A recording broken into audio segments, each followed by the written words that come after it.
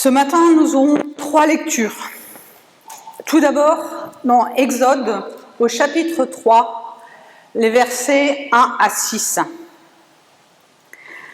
Moïse s'occupait des moutons et des chèvres de Jéthro, son beau-père, le prêtre de Madian. Un jour, après avoir conduit le troupeau au-delà du désert, il arriva à l'Horeb, la montagne de Dieu. C'est là que l'ange du Seigneur lui apparut dans une flamme, au milieu d'un buisson. Moïse aperçut en effet un buisson d'où sortaient des flammes, mais sans que le buisson lui-même brûle. Il décida de faire un détour pour aller voir ce phénomène étonnant et découvrir pourquoi le buisson ne brûlait pas. Lorsque le Seigneur le vit faire ce détour, il l'appela du milieu du buisson. « Moïse, Moïse !»« Oui, répondit-il. »« Ne t'approche pas de ce buisson, dit le Seigneur. Enlève tes sandales, car tu te trouves sur un endroit saint. Je suis le Dieu de ton père, le Dieu d'Abraham, d'Isaac et de Jacob. » Moïse se couvrit le visage parce qu'il avait peur de regarder Dieu. Nous poursuivons notre lecture dans l'évangile de Marc au chapitre 11, les versets 15 à 18. Ils arrivèrent ensuite à Jérusalem. Jésus entra dans le temple et il se mit à chasser ceux qui vendaient et ceux qui achetaient à cet endroit. Il renversa les tables des changeurs d'argent et les chaises des vendeurs de pigeons. Et il ne laissait personne transporter un objet à travers le temple. Puis, il les enseigna en ces mots. Les Écritures déclarent « Ma maison sera appelée une maison de prière pour tous les peuples. » Mais vous, ajouta-t-il, vous en avez fait une caverne de voleurs. Les chefs des prêtres et les maîtres de la loi apprirent cela, et ils cherchaient un moyen de faire mourir Jésus. En effet, ils avaient peur de lui, parce que toute la foule était fortement impressionnée par son enseignement. Et enfin, dans l'Épître aux Éphésiens, au chapitre 4, les versets 25 à 32. C'est pourquoi, rejetez le mensonge, que chacun dise la vérité à son prochain, car nous sommes tous ensemble membres d'un même corps. Et si vous vous mettez en colère, prenez garde de ne pas tomber dans le péché. Que votre colère ne dure pas jusqu'au soir. Ne donnez pas au diable l'occasion de vous dominer.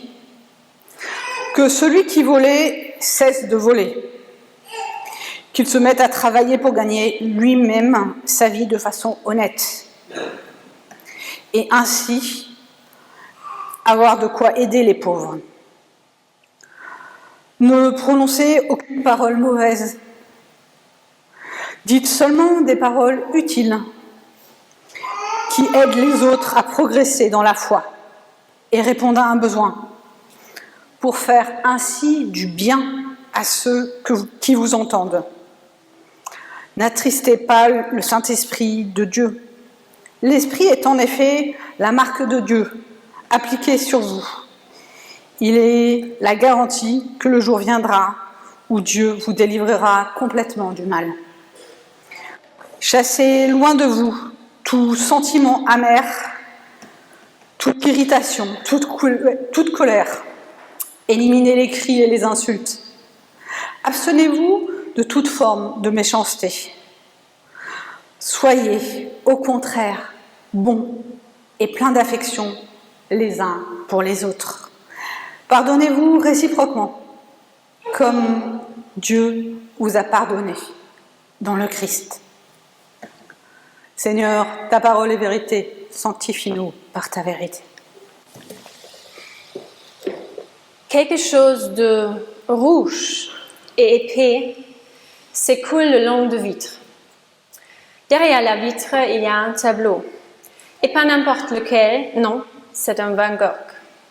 Un de ces tableaux de tournesol. Il est accroché dans un musée à Londres et admiré chaque jour par des milliers de personnes. Un chef-d'œuvre de l'impressionnisme, un patrimoine culturel mondial. Quelque chose que nous considérons comme sacré et dont nous prenons soin. Et maintenant, le tableau est souillé. On pourrait presque dire désacralisé.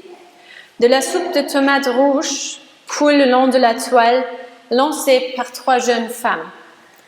Elles sont des activistes climatiques et au lieu de s'enfuir immédiatement après leur acte, les femmes se collent au mur sous le tableau. Et elles disent « Nous faisons ça par amour de la vie et donc aussi par amour de l'air. Parce que ce monde signifie quelque chose pour nous. Parce que ce monde est sacré pour nous. » Depuis des mois déjà, des activistes climatiques interviennent délibérément dans notre quotidien. Ils bloquent les routes et se collent au carrefour, empêchant ainsi que les gens peuvent se rendre au travail. Ils ne s'arrêtent pas plus devant le filet de tennis de Roland-Garros que devant le Tour de France. D'un côté, leurs actions sont fascinantes. De l'autre côté, ils énervent les gens.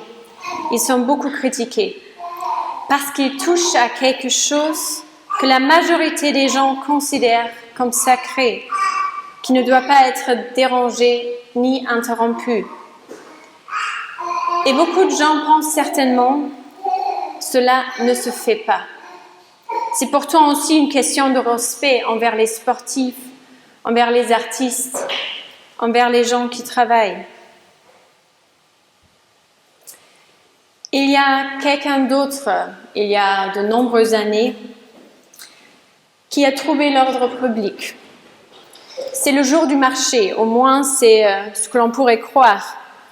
Partout, des étals sont dressés et des marchands vendent leurs produits. Des pigeons frais, d'autres ont de la viande de chèvre ou de bœuf. Les nombreux pèlerins qui ont parcouru d'innombrables kilomètres peuvent acheter ici la viande nécessaire à leur sacrifice, abattue selon les règles religieuses de la pureté, pour l'offrir à Dieu dans le temple.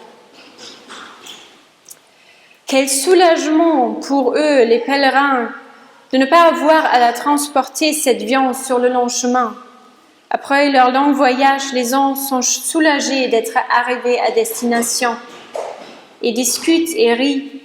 Ils sont de bonne humeur dans le temple. Mais une personne n'a pas envie de rire. Vous saviez tous qui c'est Jésus. Il entre dans l'enceinte du temple et assiste à une scène qui le choque. L'ambiance dans le temple ne le soulage pas. Lui qui a parcouru de nombreux kilomètres aussi. Au contraire, c'est la colère et la tristesse qui l'envahissent. Et il ne réfléchit pas longtemps. Jésus se dirige vers les étals du marché, saisit les tables et les renverse. Il jette les marchandises et l'argent par terre. Il crie sur les gens et les jette dehors du temple. Jésus a littéralement, pété les plombs. Il a agi d'une manière que nous ne connaissons pas de lui.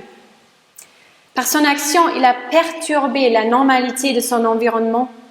Il a littéralement tout renversé et, bien pire, il s'est attiré la colère des autres.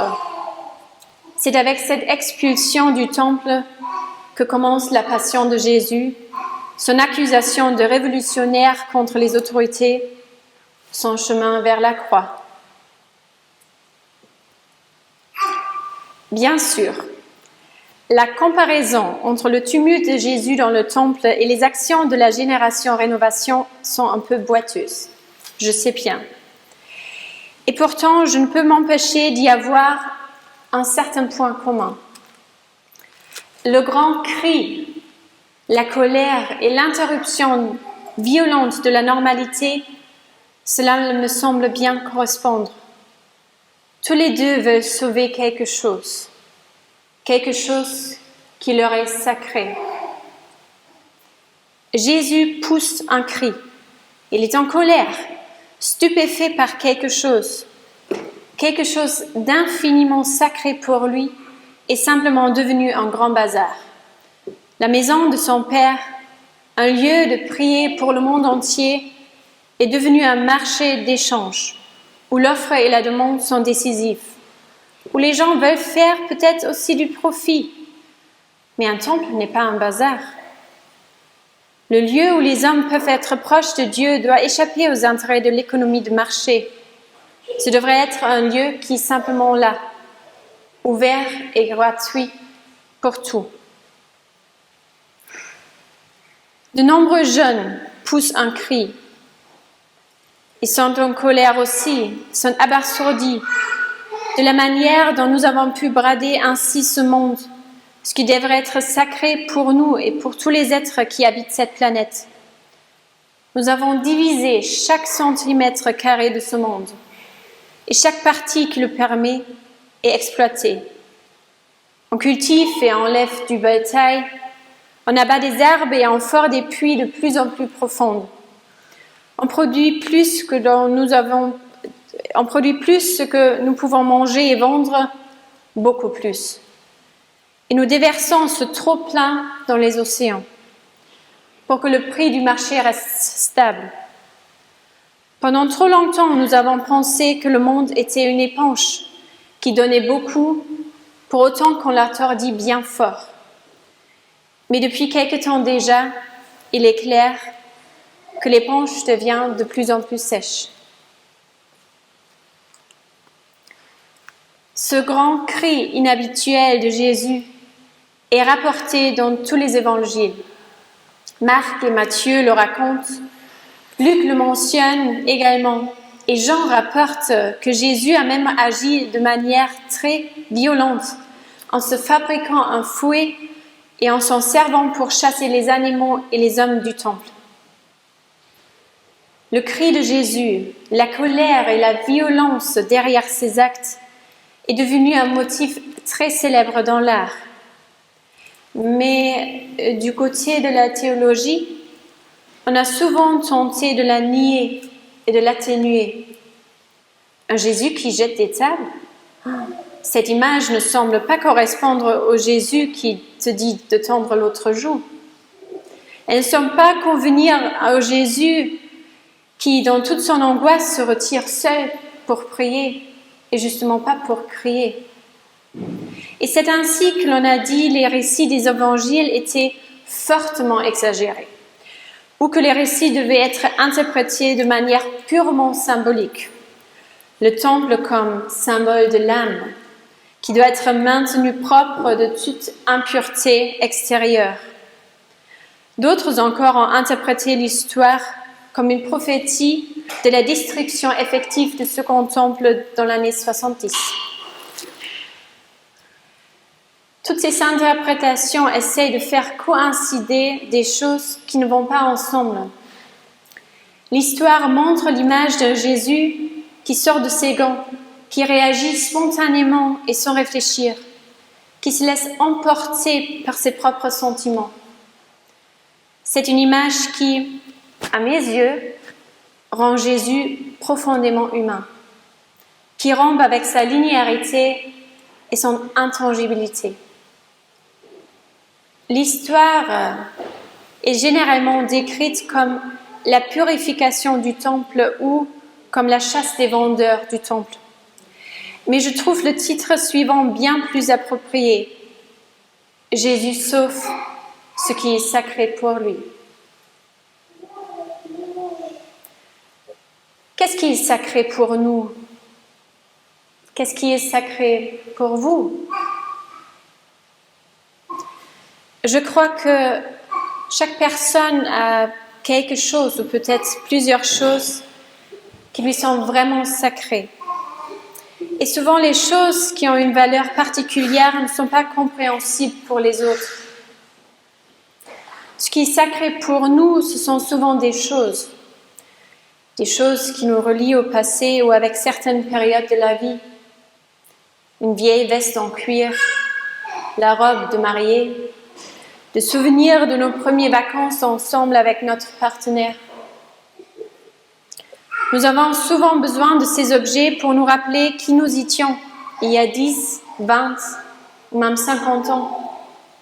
Les photos, les lettres ou même les journaux intimes nous montrent souvent notre identité passée mieux et plus honnêtement que notre propre mémoire qui travaille assez souvent avec un petit flou. Mais les choses ne nous rappellent pas seulement nous-mêmes, elles nous rappellent aussi très souvent les autres. Des personnes qui nous étaient proches à une époque et qui sont peut-être déjà décédées. Nos parents et nos grands-parents, mais peut-être aussi et plus douloureusement, nos amis et nos enfants. Le sacré peut être aussi un temps particulier pour être avec les autres, avec des amis ou la famille, ou simplement avec soi-même pour se retrouver, pour ne pas perdre la tête entre le travail, la famille et tous les problèmes et tâches que la vie adulte implique. Ce temps pour soi peut être la prière, à la maison, chez soi ou bien au culte. Un temple sacré, rien que pour moi. Qu'est-ce qui est sacré pour nous? Qu'est-ce qui est sacré pour vous? Je pense que souvent, nous ne pouvons pas vraiment le nommer. Et souvent, ce qui nous touche vraiment n'est justement pas évident, mais caché. Ce n'est que par leur absence, leur mise en danger ou leur désacralisation que nous remarquons leur véritable importance pour nous. Comme une mère qui, soudainement et sans le vouloir, éclate en sanglots parce que son enfant a cassé une vieille tasse moche. Une tasse qui n'a jamais été utilisée, qui se trouvait tout au fond de l'armoire, mais c'était la tasse préférée de sa mère décédée. Et avec cette tasse, il lui semble que c'est aussi un peu le souvenir de sa mère qui s'est brisé. Parfois, nous nous emportons. Parfois, nous jetons des mots en l'air, nous nous étonnons et blessons les autres parce que ce que nous avons de plus sacré est touché et mis en danger. Parce que nous nous asseyons comme une mère lionne et voulons le protéger. Jésus connaissait ce sentiment. Et tout comme Jésus n'a expliqué ses actes qu'après coup, nous aussi, nous ne comprenons parfois qu'après coup pourquoi quelque chose nous a fait réagir d'une telle manière. Lorsque toutes les alarmes se déclenchent chez nous, lorsque nous fondons en larmes, lorsque nous nous mettons à courir sans trop réfléchir, nous remarquons que quelque chose de sacré est touché chez nous, quelque chose que nous devons absolument protéger. Comme les jeunes qui se collent actuellement à ce monde pour ne pas le perdre, comme Jésus qui se jette devant la maison de son Père pour la protéger et se met ainsi à dos le monde entier. Et peut-être que ce qui est sacré pour nous dans ce monde reflète encore une autre sainteté, une qui est bien plus grande que ce que nous pouvons saisir et comprendre, une sainteté qui n'est justement pas de ce monde. J'espère que nous pouvons toujours suivre les traces de sainteté dans notre vie. Et j'espère de tout mon cœur que, le moment venu, nous aurons la force et le courage de sauver ce qui est sacré pour nous.